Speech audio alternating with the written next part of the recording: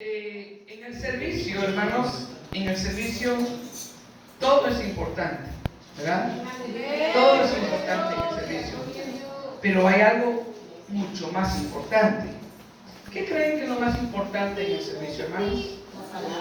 La palabra de Dios. Imagínense ser, hermano, que usted venga a un servicio y no haya palabra.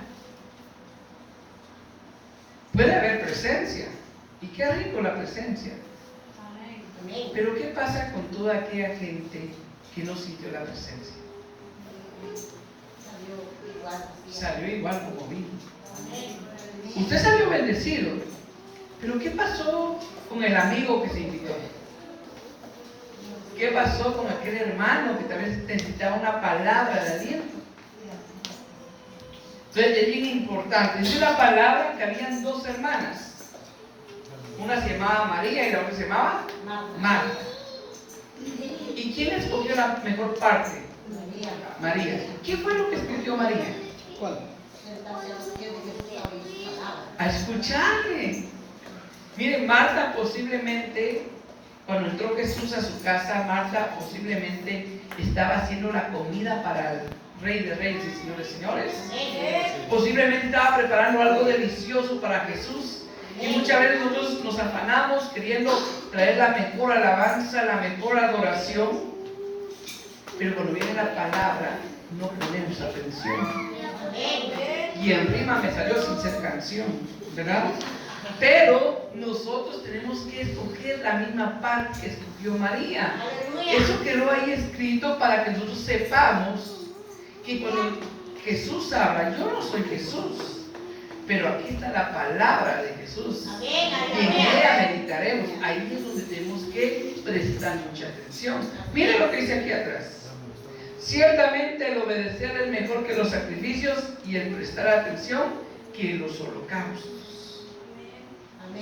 Miren, ciertamente el obedecer es mejor que los sacrificios. Traemos sacrificios de alabanza, alabanza. ¡Qué bonito! Pero obedecer es mejor. Pero para obedecer, usted tiene que prestar atención. ¿Y a quién le va a prestar atención? ¿Será que le va a prestar atención usted a un político? ¿O será que le va a prestar atención usted a cualquier persona que se le presente enfrente? No, usted tiene que prestar atención a la palabra de Dios. Inclusive si yo me paro en esta noche acá, usted tiene que ver si lo que yo voy a predicar está conforme a la palabra de Dios. Si no, mi hermano, usted le dice, no, eso no lo recibo porque no está de acuerdo a la palabra de Dios. Entonces, hermano, yo lo invito a que me acompañe al libro de los Hechos, capítulo 2. Libro de los Hechos, capítulo 2. Y cuando lo tenga, puede glorificar a Dios con un fuerte amén o un gloria a Dios.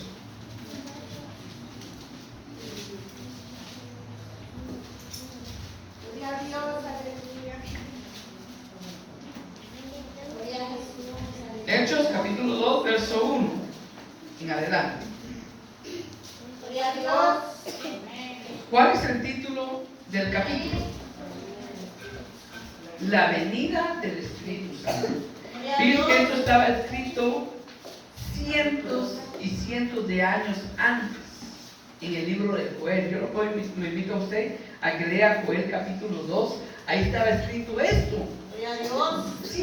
Cientos de años antes. Y tal vez muchos dirán, ¿y eso cuándo va a pasar? ¿Cuándo va a pasar? Hasta que pasó. Igual, esta Biblia que usted tiene ahí, eso fue escrito hace 2000 años, lo que estamos leyendo ahorita.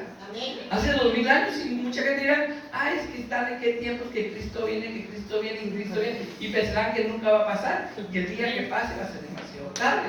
Amén. Dicen en el versículo 1, cuando llegó el día de Pentecostés, estaban todos unánimes juntos. Y de repente vino del cielo un estruendo como de un viento recio que soplaba, el cual llenó toda la casa donde estaban sentados. Y se le aparecieron lenguas repartidas como de fuego, asentándose sobre cada uno de ellos. Y fueron todos llenos de ¿qué? Del Espíritu Santo. Y comenzaron a hablar en otras lenguas, según el Espíritu les daba que hablasen. ¿Sí? Nos vamos a sentar ahí. Aleluya. Muy bien, hermano. Yo, pues, no venía predestinado hoy a, bueno, predestinado también sí va, porque el Señor es el que pone, ¿verdad? Pero, o sea, no sabía yo que yo iba a predicar. Pero el siervo de Dios, hermano, tiene que estar preparado para cualquier momento. Todos saben cuando a usted se le va a cruzar a una persona y de repente le tiene que dar una palabra, le tiene que dar una instrucción, ¿va? Recuerden que la palabra sirve para exhortar, para instruir, para corregir, ¿va? Y entonces nosotros tenemos que aprender a usar la palabra de Dios. Entonces dice la palabra de Dios, esto sucedió, se recordarán ustedes cuando yo hablé sobre Pedro. No sé si ustedes recordarán que cuando yo hablé sobre Pedro, hablamos sobre cómo Pedro, después de haber negado 3 veces a Jesús, ¿va? Lo negó en el patio del sumo sacerdote y lo negó delante de los criados, y cuando cantó el gallo él se dio cuenta que había pasado lo que Jesús le había dicho.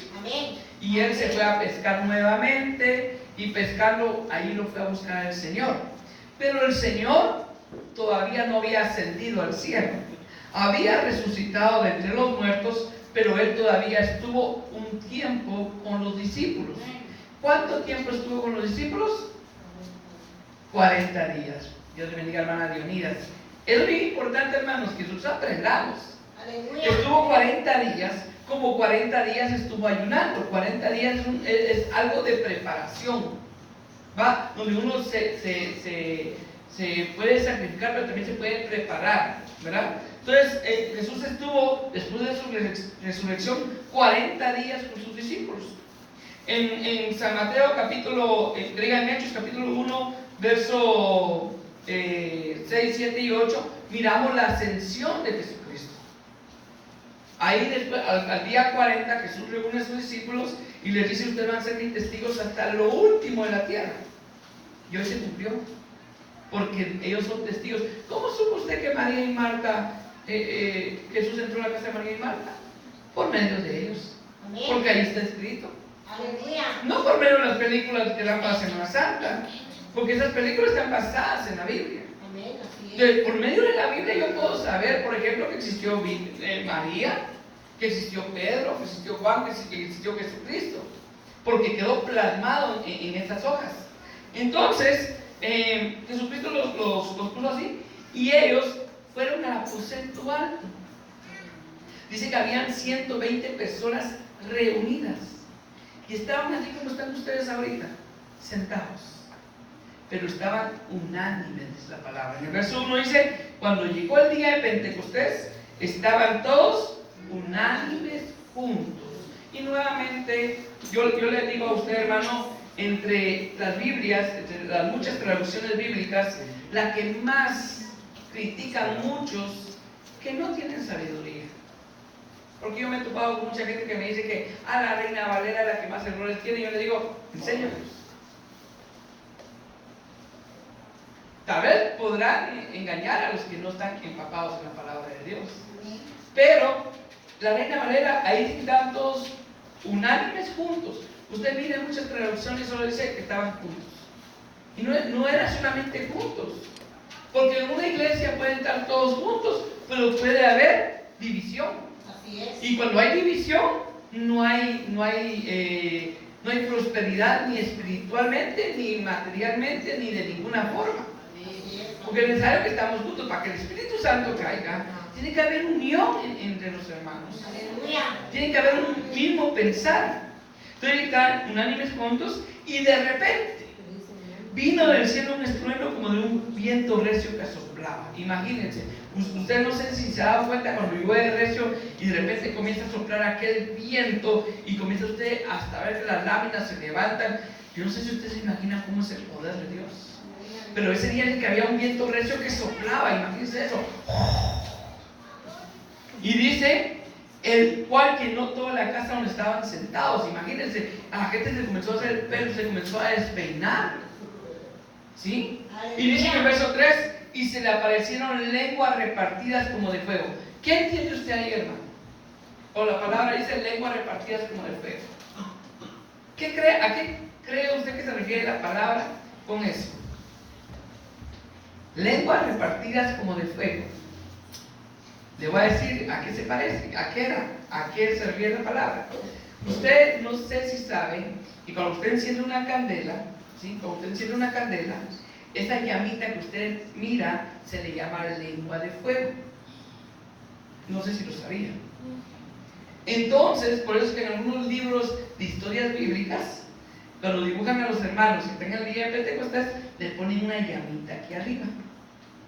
¿Me entienden? Entonces el Espíritu Santo comenzó a manifestar. Y de repente yo miraba al hermano, y el hermano con y tal vez hasta asustado, se está quemando el cabello. Pero era el Espíritu Santo que se estaba manifestando en sus hijos. Y sigue diciendo, repartir el tomo de fuego, asentándose sobre cada uno de ellos. ¿Va? Y fueron todos llenos del Espíritu Santo y comenzaron a hablar en otras lenguas. Por eso es importante, hermano, que cuando usted lea la Biblia, realmente primero le pidamos sabiduría a Dios para poder entenderla. Porque cuando aquí dice que se repartieron que hablar en otras lenguas, por la palabra hablar, yo ya entiendo que estas lenguas ya no son lenguas de fuego, sino que son idiomas, ¿sí? Comenzaron a hablar en otras lenguas según el Espíritu les daba que hablasen. Entonces comenzaron a hablar en otras lenguas. Pero quiero decirle, hermano, que en ese entonces todavía no hablaban lenguas angélicas. Ahora bien, el Espíritu Santo hace hablar lenguas angélicas, porque la palabra lo dice. Pero en ese momento, para testimonio a todos los que estaban en Jerusalén, comenzaron a hablar las lenguas que estaban ahí. Por ejemplo, hoy en día, si supongamos el Espíritu Santo cayera en algún lado y de repente ahí hubiera gente que fuera de Francia, gente que fuera de Alemania, gente que fuera de los Estados Unidos o de África o de Portugal o Brasil, entonces de repente unos comenzaban a hablar en portugués, otros comenzaban a hablar en francés y comenzaban a decir oui, ¿verdad? Otros comenzaban a hablar ¿cómo se llama? En español, otros comenzaban a hablar en inglés, otros comenzaban a hablar en portugués, ya lo había dicho, pero se vale nuevamente, y comenzaban a hablar en otras lenguas. Entonces la gente que había llegado a Jerusalén, porque Jerusalén era una ciudad muy visitada por el templo de Jerusalén, muchos habían oído hablar de Jehová de los ejércitos. Entonces la gente cuando comenzó a oírlos y sabían que era gente sin estudio, gente que no tenía preparación, y comenzaban a hablar perfectamente el idioma de ellos se sorprendieron y dijeron, no son hebreos todos estos, ¿y cómo hablan nuestro idioma? Y sigue diciendo, moraban entonces en Jerusalén, verso 5, judíos, varones piadosos de todas las naciones bajo el cielo. Pero dice de todas las naciones bajo el cielo. Y hecho este trueno se juntó la multitud y estaban confusos. Mira, hermano, lo primero que tiene que notar usted es que había gente confundida. ¿Usted sabe cuánta gente confundida anda hoy de iglesia en iglesia? ¿Cuánta gente confundida no llega a la iglesia porque no sabe cuál es la correcta? No sabe si ir a esta iglesia o ir a esta religión o ir a esta otra religión. Nuevamente caemos en lo mismo. Pidámosle sabiduría a Dios. Pero por esa gente confundida es importante tomar la palabra de Dios. Y dice, estaban confusos porque cada uno les oía hablar en su propia lengua. Y de repente el que era de Francia escuchaba hablar a esos hermanitos en francés y hablaban de Dios. Y el gringo lo escuchaba hablar en inglés y hablaba de Dios. Y el portugués lo escuchaba hablar en portugués y reconocía que eran gente que no tenía estudios. Y sigue diciendo, y estaban atónitos y maravillados. Atónitos es como decir perplejos, así como que si se quedaron mudos. ¿Y esto qué es? Y otros estaban maravillados, o sea, estaban sorprendidos, confusos, atónitos y maravillados. Pero miren lo que sigue diciendo, mirad, no son galileos todos estos que hablan. Verso 8, ¿cómo pues les oímos nosotros hablar cada uno en nuestra lengua en la que hemos nacido? ¿Cómo? Si ellos nunca estudiaron mi lengua. Pero usted sabe que el Espíritu Santo lo puede hacer usted hablar inglés. Si el Espíritu Santo quiere, usted puede hablar hasta en portugués, hasta en africano si desea, por el puro poder del Espíritu Santo. Si le quiere hablar a otra persona. Entonces resulta que sigue diciendo en el verso 9 que habían partos, medos, elamitas y los que habitamos en Mesopotamia, en Judea, en Capadocia, en el Ponto y en Asia, en Frigia, en Pafilia, en Egipto y en las regiones de África, más allá del Sirén, y romanos aquí residentes, tanto judíos como prosélitos. O sea, había de todos lados, hasta me cansé de mencionarlos. Imagínense, y todos ellos les oyeron hablar las maravillas de Dios en su propio idioma. Entonces sigue diciendo, verso 11, cretenses y árabes, les oímos hablar en nuestras lenguas las maravillas de Dios. O sea que no hablaron cualquier cosa, hablaron las maravillas de Dios. Pero ¿quién se lo dio? El Espíritu Santo. El Espíritu Santo. Tal vez ellos ni sabían lo que estaban diciendo, pero el Espíritu Santo, por amor a aquellas personas, comenzaron a hablar en ese idioma. Pero les quiero decir algo, todos ellos hablaban hebreo. O sea que la gente que llegaba ahí era gente culta, era gente que sí sabía, que tenía varios idiomas. Todos reconocían que los que estaban ahí hablando no eran cultos, que no eran estudiados. Entonces ellos se quedaban, por eso estaban maravillados. ¿Cómo lo hicieron estos? ¿Verdad? Y sigue diciendo en el verso 12, y estaban todos atónitos y perplejos, diciéndose unos a otros, ¿qué quiere decir esto? ¿Qué significa esto? Mucha gente cuando se acerca a las iglesias, mi hermano, y comienza a caer en el Espíritu Santo, comienza a decir, ¿qué es esto? ¿Qué significa esto? Y es necesario que los que nos paramos acá nos preparemos para poder decirle a la gente, mire, este es el Espíritu Santo, y darle las referencias bíblicas de por qué está pasando eso. Como yo le decía, cuando hermana Susi me dijo, mire hermano, usted me hace favor de predicar, amén, gloria a Dios, yo iba a predicar otro tema, pero yo le dije, vamos a hablar sobre esto.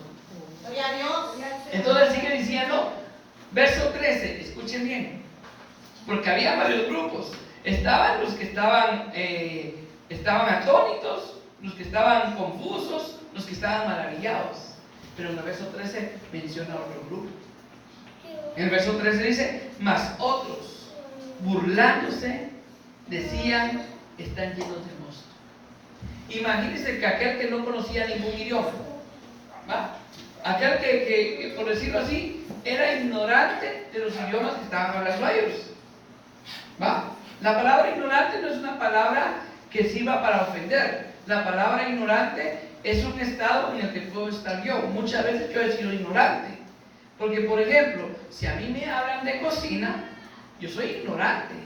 A mí usted me puede hacer un caldo de pollo y yo le echo de todo menos el pollo, y ya no sería caldo de pollo, ¿verdad? Entonces es importante que uno se prepare, ¿verdad? Entonces esta gente que ignoraba, porque ellos, ¿por qué se burlaban? Porque ellos no habrán dicho, estos están, eso es puro show, ¿va? Eso no está pasando, ¿verdad?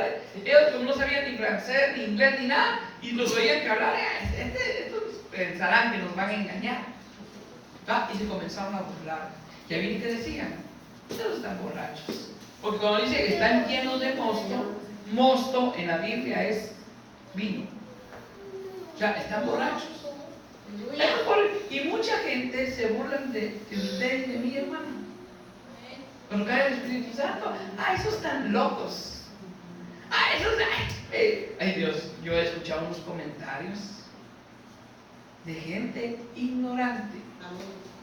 Porque mire hermano, dice la palabra de Dios, que todo pecado les ha perdonado al hombre. Todo pecado.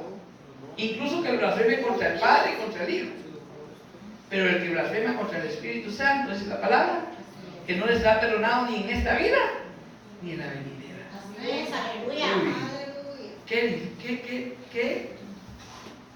Qué delicado es hablar cuando cae el Espíritu Santo.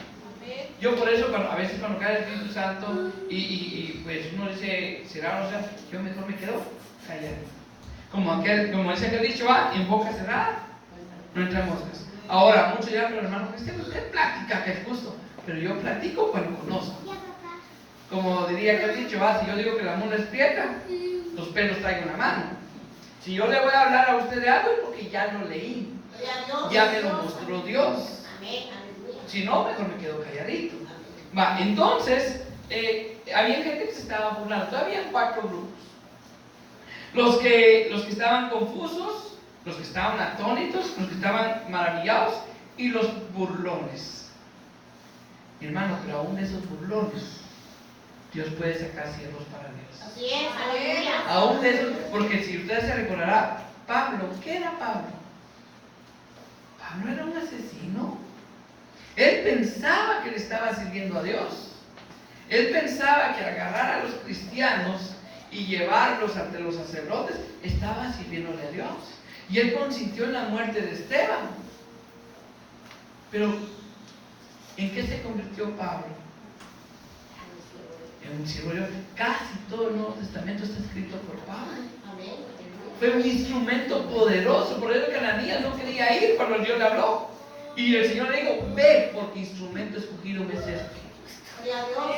Entonces, usted no sabe si de esa gente que se burla de usted y de mí, Dios puede sacar futuros siervos. Por eso es importante predicarles la palabra. Entonces, sigue diciendo en el verso 14. Entonces Pedro, poniéndose en pie con los 11, alzó la voz y les habló diciendo, varones judíos y todos los que habitáis en Jerusalén, esto os sea notorio y oíd mis palabras.